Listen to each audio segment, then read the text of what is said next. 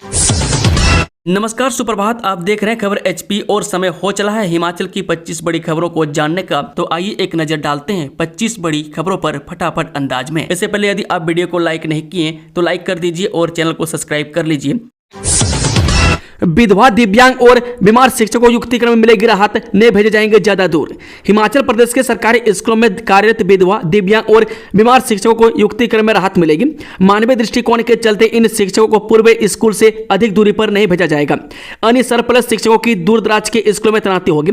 वह 5 और 6 मई को शिक्षा मंत्री रोहित ठाकुर ने सभी जिला उपनिदेशकों की बैठक बुलाई है। लंबे समय से एक स्थान पर डटे शिक्षकों और छात्रों की कम संख्या वाले स्कूलों का रिकॉर्ड तलब किया गया। इन आंकड़ों के आधार पर सरप्लस शिक्षकों का युक्तिकरण किया जाएगा। अप्रैल में सेवानिवृत्त कर्मचारियों को मिलेगी कम्यूटेशन या नहीं, सुक्कू करेंगे फैसला। जी हां, उप मुख्यमंत्री मुकेश अग्निहोत्री की अध्यक्षता में बनी कैबिनेट सब कमेटी की रिपोर्ट पर अंतिम फैसला करने के लिए फाइल मुख्यमंत्री सुखविंदर सिंह सुक्कू के पास पहुंच गई है। अब मुख्यमंत्री फैसला करेंगे कि अप्रैल महीने में रिटायर होने वाले सरकारी कर्मचारियों और अधिकारियों को कम्यूटेशन का लाभ मिलेगा या नहीं। वह सब कमेटी ने कर्मचारियों को सेवानिवृत्ति के बाद मिलने वाली कम्यूटेशन को बंद करने की सिफारिश की है। अब मुख्यमंत्री को फैसला करना है कि अप्रैल में रिटायर होने वाले कर्मचारी को कम्यूटेशन देनी है या नहीं। मैं 30 अप्रैल को बहुत से सरकारी कर्मचारी रिटायर हो रहे हैं, ऐसे में उन्हें कम्यूटेशन की सुविधा मिलेगी या नहीं, इसका फैसला अब मुख्यमंत्री करेंगे। मैं सीएम कार्यालय के एक अधिकारी ने कहा कि मुख्यमंत्री कर्मचारियों के हितैषी रहे और प्रदेश में कांग्रेस की सरकार बनने के बाद से लगातार कर्मचारियों के हितों में फैसले ले रहे हैं। सोलर पैनल की खरीद के लिए लोगों को ऋण देगा केसीसी बैंक, निदेशक मंडल की बैठक में प्रस्ताव मंजूर। जो कांगड़ा केंद्रीय सहकारी बैंक समिति ने भी हिमाचल प्रदेश को हरित ऊर्जा राज्य बनाने के लिए पहल की है। मैं केसीसी बैंक लोगों को घर की छत पर सोलर पैनल लगाने के लिए लोन उपलब्ध करवाएगा। प्रदेश के 5 जिलों में जहां भी बैंक के अपने भवन है वहां पर सोलर पैनल सिस्टम स्थापित करने का निर्णय लिया गया। वह बैंक प्रबंधन के इस कदम से जहां प्रतिमाह लाखों रुपये बिजली बिल से छुटकारा मिलेगा, वहीं बैंक को आर्थिक तौर पर भी इसका लाभ मिलेगा। वह बैंक के चेयरमैन कुलदीप पठानिया की अध्यक्षता में हुई बैठक में इस प्रस्ताव को मंजूरी प्रदान की गई। वर्तमान में बैंक शाखाओं में एसी, पंखों, ट्यूबलाइट और कंप्यूटर सिस्टम के चलने से रोजाना कई यूनिट बिजली की खपत होती है। सिस्टम स्थापित होने से बैंक को अब बिजली बोर्ड को भारी भरकम बिल का भुगतान नहीं करना पड़ेगा। इसके अलावा बैंक अब व्यक्तिगत तौर पर लोगों को अपने घरों की छतों पर सोलर पैनल स्थापित करने के लिए ऋण भी उपलब्ध करवाएगा। इसमें 40 लाख रुपए तक ऋण उपलब्ध करवाने को मंजूरी देने का निर्णय लिया गया है। हिमाचल जल विभाग ने 4 साल पहले लगा दिया मीटर और नहीं छोड़ा पानी, हाईकोर्ट ने दिए आपूर्ति करने के आदेश। जो पानी का मीटर स्वीकृत किया पर जल आपूर्ति नहीं की गई। मैं इसे लेकर हिमाचल प्रदेश उच्च न्यायालय में याचिका दायर की गई थी। मैं न्यायाधीश अजय मोहन गोयल की अदालत ने प्रतिवादी को याचिकाकर्ताओं को पानी की आपूर्ति करने के आदेश देते हुए याचिका का निपटारा किया है। मैं याचिकाकर्ता ने अदालत को बताया कि याचिका दायर होने के बाद अब बीच बीच में पानी मिल रहा है। याचिकाकर्ता की शिकायत थी कि वर्ष 2020 में IPH विभाग की ओर से उसके परिसर में पानी का मीटर भी लगा दिया गया, लेकिन उस कनेक्शन से पानी नहीं मिला। हिमाचल प्रदेश में विधायकों की सहमति के बिना नहीं होंगे तबादले, आदेश जारी, जाने विस्तार से। हिमाचल प्रदेश में अब अधिकारियों और कर्मचारियों के तबादले विधायकों की सहमति के बिना नहीं होंगे। संबंधित विधानसभा क्षेत्र के विधायकों की सहमति और विभागों के मंत्री के नोट पर ही तबादले हो सकेंगे। वह तर्क दिया जा रहा है कि विधायकों को अपने क्षेत्र की जानकारी रहती है, ऐसे में इनकी सहमति जरूरी है। वह शिक्षा, लोक निर्माण विभाग, जल शक्ति विभाग, बिजली बोर्ड व अन्य ऐसे महकमे हैं जिनमें कई मंत्रियों के नोट पर विधायकों को विश्वास में नहीं लिया गया। ऐसे में कई जगह अधिकारी व कर्मचारी ज्यादा हो गए तो कहीं स्टाफ की कमी हो गई है। ऐसे में तबादलों के लिए विधायकों की सहमति को अनिवार्य किया गया है। OTT पर रिलीज होने वाली फिल्मों के लिए नियम नहीं, प्रतिवादियों को नोटिस, जाने पूरा मामला। जो OTT प्लेटफॉर्म पर रिलीज होने वाली फिल्मों के लिए पूर्व प्रमाणन और सेंसरशिप का कोई नियम, प्रावधान व दिशा निर्देश न होने पर हिमाचल हाईकोर्ट ने प्रतिवादियों को नोटिस जारी किए। मैं सोमवार को प्रतिवादी रिबाल्टा मीडिया टेक्नोलॉजी प्राइवेट लिमिटेड और राइट इमेज इंटरनेशनल समेत अन्य को नोटिस जारी किए गए। न्यायाधीश अजय मोहन गोयल की अदालत ने प्रतिवादियों को अगली सुनवाई में जवाब दायर करने को कहा। अगली सुनवाई 26 जून को होगी। इस साइबर क्राइम से लड़ेगा युवा, मिलेगा प्रशिक्षण, ऑनलाइन ऑफलाइन कोर्स शुरू करेगा विभाग। जो साइबर ठगी के बढ़ते मामलों को देखते हुए अब साइबर क्राइम विभाग युवाओं को ऐसे अपराधों के प्रति जागरूक करने के साथ ही प्रशिक्षित करने का काम भी करेगा। प्रशिक्षण लेने वाले युवाओं को बाकायदा सर्टिफिकेट भी जारी करेगा। इस मुहिम का मकसद युवाओं को साइबर अपराध के बढ़ते खतरों के प्रति सचेत करना है। वह प्रशिक्षण प्राप्त करने वाले युवा अपने परिवार के सदस्यों और आसपास रहने वाले लोगों को भी जागरूक कर सकेंगे। इससे साइबर अपराध से लड़ने में पुलिस को मदद भी मिलेगी। एनर्जी ड्रिंक पीने के बाद बिगड़ी तबीयत, अस्पताल पहुंचने पर 2 भाइयों की मौत। हिमाचल प्रदेश के औद्योगिक क्षेत्र झाड़माजरी के शिवालिक नगर में किराए के मकान में रह रहे 2 प्रवासी चचेरे भाइयों की संदिग्ध हालात में मौत हो गई। परिजनों ने पुलिस को दिए बयान में बताया कि दोनों ने ड्यूटी से आने के बाद एनर्जी ड्रिंक पी थी और नमकीन खाई थी। इसके बाद उनके शरीर का तापमान काफी ज्यादा बढ़ गया और पसीना आने लगा। परिजनों ने बेहोशी की हालत में दोनों को इलाज के लिए बद्दी अस्पताल पहुंचाया, जहां चिकित्सकों ने उन्हें मृत घोषित कर दिया। 1 से 5 मई तक रेंज में प्रशिक्षण लेंगे नवनियुक्त वन मित्र, सीएम ने जारी किया मैनुअल।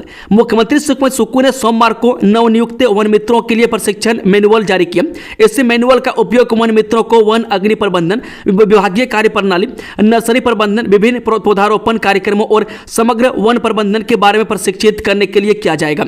वन मित्र 1 से 5 मई तक अपनी अपनी रेंज में प्रशिक्षण लेंगे। मैं सभी वन मंडल अधिकारियों को प्रशिक्षण के लिए नोडल अधिकारी नियुक्त किया गया और वह इसकी निगरानी करेंगे। 1896 वन मित्र अपने अपने स्थानों पर कार्यभार ग्रहण कर चुके हैं। हिमाचल में लगातार 5 दिन बारिश के आसार, 40 से 50 किलोमीटर प्रति घंटे की रफ्तार से चलेगा अंधड़। हिमाचल प्रदेश में पश्चिमी विक्षोभ की सक्रियता से मौसम बिगड़ने के आसार हैं। राज्य के कई भागों में लगातार 5 दिन बारिश का पूर्वानुमान है। मैं साथ ही कई भागों में अंधड़ चलने का येलो अलर्ट जारी किया गया। उधर बीते दिन ऊना व भुंतर में गर्म हवाएं चली। ऊना में अधिकतम तापमान 41.6 और भुंतर में 34.5 डिग्री सेल्सियस दर्ज किया गया। बता दें कि आज व कल भी मैदानी कुछ जिलों में गर्म हवाएं चलने का येलो अलर्ट जारी किया है। मौसम विज्ञान केंद्र शिमला के अनुसार प्रदेश में अगले 2 दिनों के दौरान शुष्क मौसम रहने की संभावना है। राज्य में 1 से 5 मई तक बारिश की संभावना है। इस दौरान ऊंची चोटियों पर हल्की बर्फबारी हो सकती है। वहीं कई भागों में 40 से 50 किलोमीटर प्रति घंटे की रफ्तार से अंधड़ चलने का येलो अलर्ट है। विभाग के अनुसार 1, 2 और 5 मई के दौरान राज्य के कुछ स्थानों पर हल्की बारिश होने की संभावना है, जबकि 3 और 4 मई के दौरान राज्य के कई स्थानों पर हल्की से मध्यम बारिश होने के आसार हैं। वहीं अगले 48 घंटों के दौरान न्यूनतम तापमान में धीरे धीरे 2 से 3 डिग्री सेल्सियस की वृद्धि होने की संभावना है। उसके बाद अगले 4 से 5 दिनों के दौरान राज्य के कई हिस्सों में न्यूनतम तापमान में धीरे धीरे 2 से 5 डिग्री सेल्सियस की गिरावट आएगी। नेता प्रतिपक्ष बोले सुक्खू सरकार का हिंदू विरोधी कारनामा, धार्मिक यात्रा पर लगाया शुल्क। जे नेता प्रतिपक्ष जयराम ठाकुर ने कहा कि सुक्खू सरकार अपने हिंदू विरोधी रवैये से बाज नहीं आ रही है।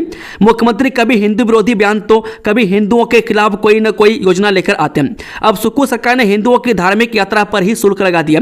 वह चूड़धार की यात्रा करने वाले हिंदू धर्मावलंबियों से सरकार शुल्क वसूल रही है। अब सिरगुल महाराज के यहाँ माथा टेकने पर भी सरकार लोगों से पैसे वसूल रही है, जिसका स्थानीय लोगों द्वारा भारी विरोध किया जा रहा है। मैं अपने प्रदेश के अंदर ही धार्मिक यात्रा पर लोगों से शुल्क वसूल करना कांग्रेस सरकार की मंशा साफ दिखता है। चूड़धार सिरगुल देवता मंदिर के 1 मई से खुलेंगे कपाट, लंगर की भी रहेगी व्यवस्था, जाने पूरी जानकारी।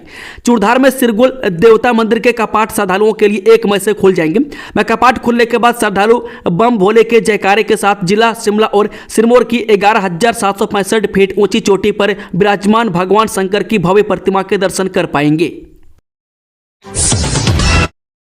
भारत पाक के तनाव के बीच मनाली लेह सड़क की बहाली का काम तेज, जल्द पूरा करने के निर्देश। जब भारत और पाकिस्तान के तनाव के बीच मनाली लेह सड़क की बहाली का काम तेज हो गया। वह पहलगाम में आतंकी हमले के बाद रक्षा मंत्री ने BRO को मनाली लेह सड़क को बहाल करने के काम में तेजी लाने के निर्देश दिए हैं। वह BRO ने 16,300 फीट ऊंचे बारालाचा दर्रा में पूजा अर्चना के बाद बर्फ हटाने की मुहिम तेज कर दी है। यहां से अब BRO का काफिला ऊंचाई से नीचे की तरफ उतरेगा। मैं लिहाजा अब आगे के रास्ते में कम बर्फ होगी। यहां से हिमाचल और लद्दाख की सरहद सरचू महज 30 किलोमीटर दूर रह गई है। वे इसके बाद मनाली लेह मार्ग पर वाहन दौड़ने शुरू हो जाएंगे।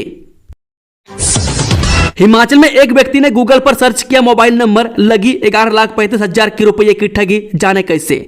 जी रोहड़ू में एक ज्वेलर के साथ 11,35,000 रुपये की धोखाधड़ी का मामला सामने आया। मैं टाटा स्टील के सरिया का ऑनलाइन ऑर्डर लेकर ठगी की गई है। मैं बहरहाल शिकायतकर्ता के बयान के आधार पर पुलिस ने मामला दर्ज कर जांच शुरू कर दी। जानकारी के अनुसार बता दें कि पीड़ित गोविंद सिंह पुत्र गीताराम जुब्बल तहसील के ढाडी गांव का निवासी है। वह रोहड़ू में ज्वेलरी की दुकान चलाता है। मैं गोविंद ने पुलिस को दी शिकायत में बताया कि उन्होंने सरिया खरीदने के लिए टाटा स्टील के डिस्ट्रीब्यूटर का नंबर गूगल पर ऑनलाइन सर्च किया। मैं जब उस नंबर पर फोन किया तो एक व्यक्ति ने खुद को टाटा स्टील के एरिया मैनेजर आलोक कुमार बताया। गोविंद सिंह ने आलोक कुमार से 15 टन सरिया का ऑर्डर बुक करवा लिया। इसके लिए 11,35,650 रुपए का एडवांस भुगतान भी किया। मैं जब तय समय पर सरिया नहीं पहुंचा तब शिकायतकर्ता ने आलोक से दोबारा संपर्क किया, मगर उसका फोन नहीं लगा। इससे गोविंद को उस पर शक हुआ। मैं इसके बाद उन्होंने रोहड़ू पुलिस थाना में शिकायत दर्ज करवाई। 8 किलो से अधिक अफीम के साथ महिला समेत 2 नेपाली तस्कर गिरफ्तार। हिमाचल प्रदेश पुलिस ने जिले के सदर थाना क्षेत्र के अंतर्गत सलोगड़ा में पिंजोर शिमला राष्ट्रीय राजमार्ग पर एक महिला सहित 2 तस्करों को गिरफ्तार करके उनके कब्जे से 8 केजी 184 किलोग्राम अफीम बरामद किए। मैं पुलिस अधीक्षक गौरव सिंह ने बताया कि उनकी टीम को सूचना मिली थी कि नेपाली मूल का एक पुरुष और एक महिला सोलन से शिमला जा रही बस में बड़ी मात्रा में अफीम लेकर यात्रा कर रहे हैं। उन्होंने बताया कि वे शिमला क्षेत्र में लोगों को अफीम की आपूर्ति करने की योजना बना रहे थे। सूचना के आधार पर टीम के सदस्यों ने सलोगरा के पास नाकाबंदी की और निजी बस की तलाशी ली। मैं गिरफ्तार किए गए दोनों लोगों के पास से 8 केजी 184 ग्राम अफीम बरामद की गई है। मैं श्री सिंह ने बताया कि जांच के दौरान पता चला कि आरोपी नेपाल से अफीम की तस्करी करके हिमाचल लाए थे और शिमला क्षेत्र में लोगों को बेचने वाले थे। आरोपियों को अदालत में पेश किया गया, मैं जहां से उन्हें 4 दिन की पुलिस हिरासत में भेज दिया गया है। हरिमन शर्मा पद्मश्री से सुशोभित, दिल्ली में महामहिम द्रौपदी मुर्मू के हाथों मिला सम्मान। गर्म इलाके के सेब तैयार करने वाले हिमाचल के प्रगतिशील भगवान हरिमन शर्मा पद्मश्री अवार्ड से सुशोभित हुए हैं। मैं सोमवार को यह सम्मान राष्ट्रपति भवन के दरबार हॉल में आयोजित भव्य सम्मान समारोह में महामहिम राष्ट्रपति द्रौपदी मुर्मू ने प्रदान किया। मैं खास बात यह है कि समारोह में मौजूद देश के प्रधानमंत्री नरेंद्र मोदी से भी हरिमन शर्मा की मुलाकात हुई। इस दौरान प्रधानमंत्री ने हरिमन शर्मा के बगीचे में तैयार सेब की फसल की जानकारी ली। मैं साथ ही कहा कि सेब कब खिलाओगे। इस पर हरिमन शर्मा ने वादा किया कि वह जून महीने में प्रधानमंत्री कार्यालय में सेब के फल लेकर आएंगे। मैं सोमवार को आयोजित समारोह में देश भर से 71 हस्तियों को पद्म पुरस्कारों से सम्मानित किया गया। चौपाल में पुलिसकर्मी पर हमला, वर्दी फाड़ी, बिस्सू मेले के दौरान शोर मचाने से रोकने पर लोगों ने की मारपीट। शिमला जिला के चौपाल उपमंडल के कोपी बाजार में बिस्सू मेले के दौरान पुलिसकर्मी पर हमले का मामला सामने आया।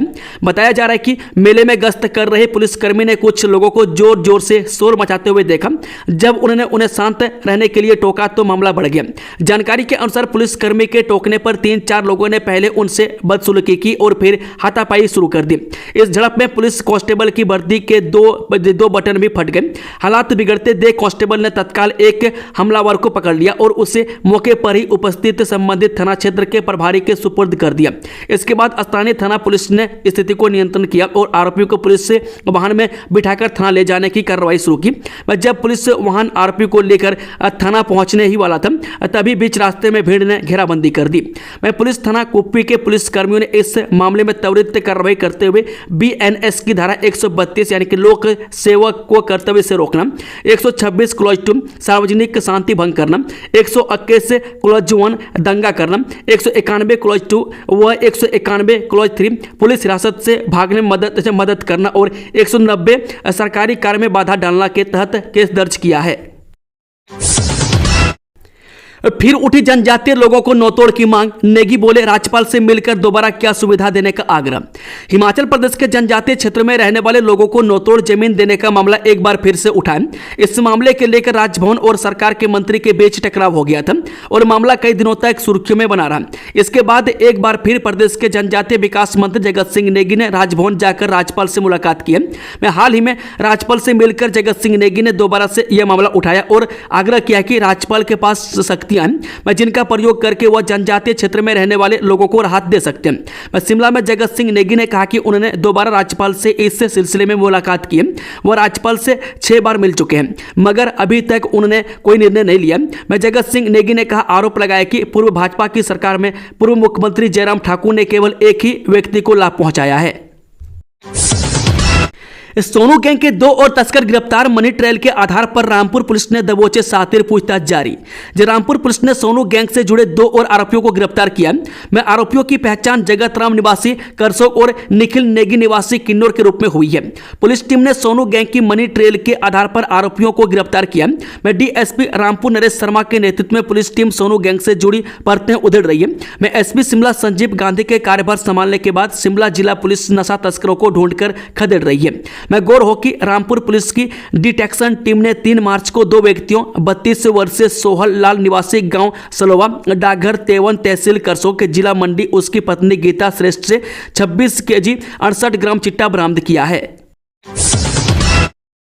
राज्यसभा चुनाव में रिश्वत देने का मामला, चैतन्य शर्मा के पिता की याचिका खारिज। एफआईआर में आखिर लिखा क्या था?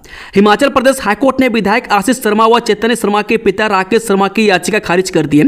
हाईकोर्ट ने कहा कि इस मामले में एफआईआर में लिखे गए आरोप और अभियोजन पक्ष द्वारा एकत्र की गई सामग्री से पता चलता है कि राज्यसभा चुनाव में मतदान के लिए रिश्वत स्वीकार की गई थी। इसलिए सर्वोच्च न्यायालय के फैसले के अनुसार एफआईआर को रद्द नहीं किया जा सकता है। हिमाचल में संविधान बचाओ रैली में भीड़ जुटाना कांग्रेस के लिए बड़ी चुनौती, जानिए क्या है वजह। हिमाचल प्रदेश कांग्रेस पार्टी 1 मई से संविधान बचाओ रैलियों का आयोजन करने जा रही है। मैं बिलासपुर जिला से इसकी शुरुआत होगी। कांग्रेस प्रदेश अध्यक्ष प्रतिभा सिंह इस कार्यक्रम की अध्यक्षता करेंगी। मैं कांग्रेस के समक्ष इन रैलियों में भीड़ जुटाना बड़ी चुनौती है।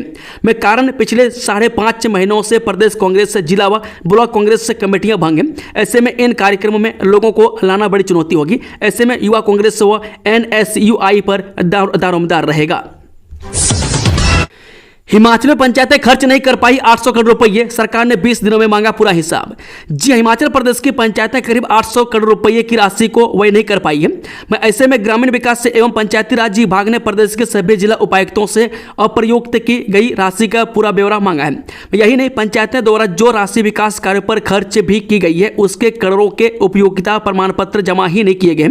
ये राशि वित्तीय वर्ष 2024 से 25 की है। ऐसे में प्रदेश के सभी जिला उपायुक्तों को पत्र लिखे गए कि इस राशि का पूरा ब्यौरा दिया जाए।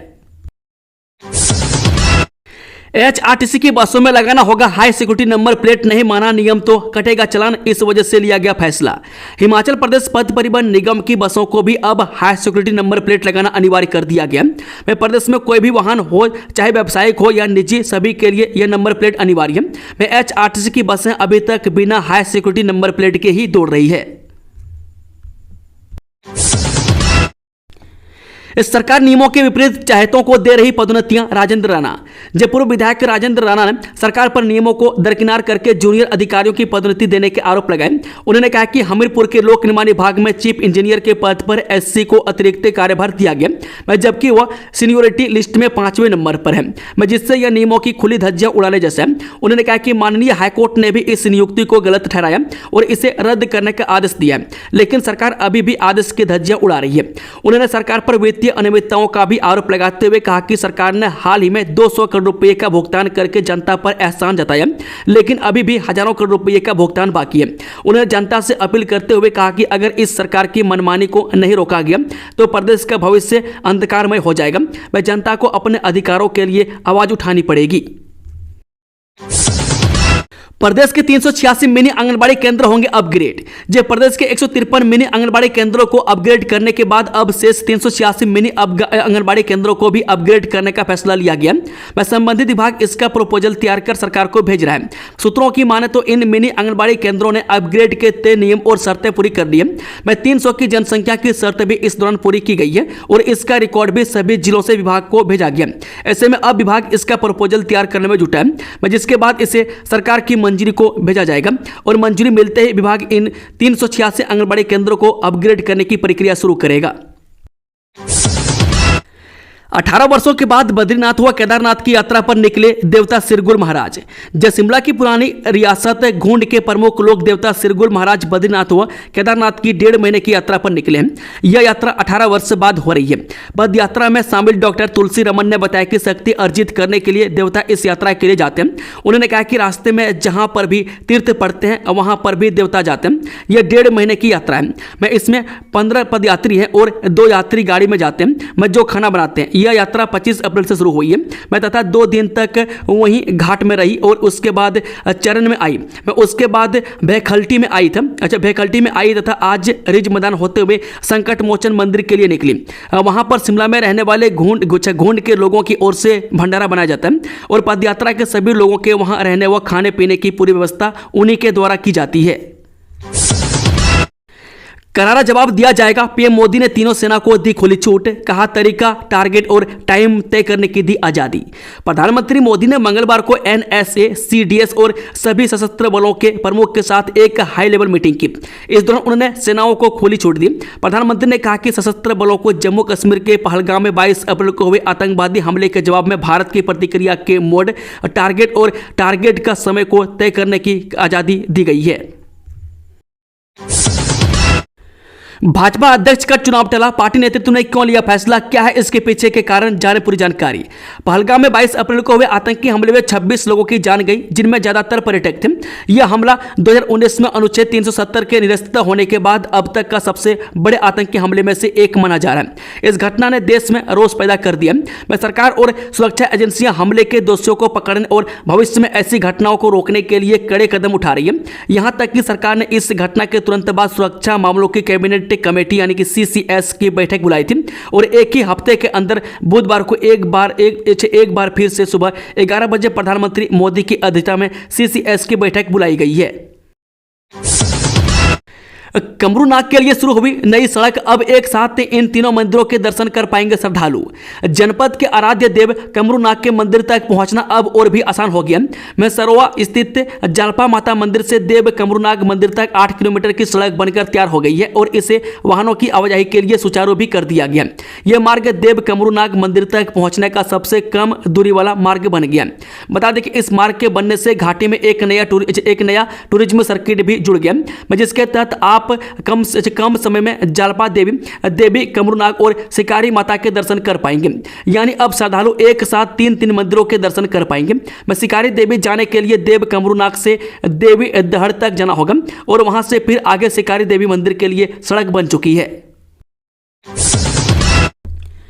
हिमाचल में गाड़ियों में कूड़ेदान जरूरी वरना 10,000 का जुर्माना, जाने क्या है नियम। हिमाचल प्रदेश में हर साल लाखों पर्यटक पहुंचते हैं जो अपने पीछे टनों कूड़ा छोड़ जाते हैं। मैं ज्यादातर लोग बेतरतीब तरीके से कूड़ा कहीं भी फेंक देते हैं, जिससे पर्यावरण को नुकसान पहुंचता है। हिमाचल सरकार ने प्रदेश को ग्रीन स्टेट बनाने के साथ पर्यटन में अव्वल बनाने की ठानी है। इसी कड़ी में पर्यावरण और हरियाली बचाने के लिए प्रदेश सरकार ने कई महत्वपूर्ण कदम उठाए। ये प्रयास जलवायु परिवर्तन, प्रदूषण नियंत्रण, हरित ऊर्जा और जैव विविधता संरक्षण जैसे क्षेत्रों में केंद्रित है। इस दिशा में सरकार के प्रयास अभी भी जारी हैं। इसी के तहत सरकार ने अब गाड़ियों में डस्टबिन लगाना अनिवार्य कर दिया। ऐसा न करने पर भारी भरकम जुर्माना का भी प्रावधान किया गया है। दोस्तों, खबरों का सिलसिला समाप्त होता है। अगर जानकारी पसंद आई तो वीडियो को लाइक, शेयर, चैनल को सब्सक्राइब जरूर कर लें और कमेंट बॉक्स में अपना फीडबैक देना ना भूलें। Thank you, all the best. जय हिंद, जय हिमाचल।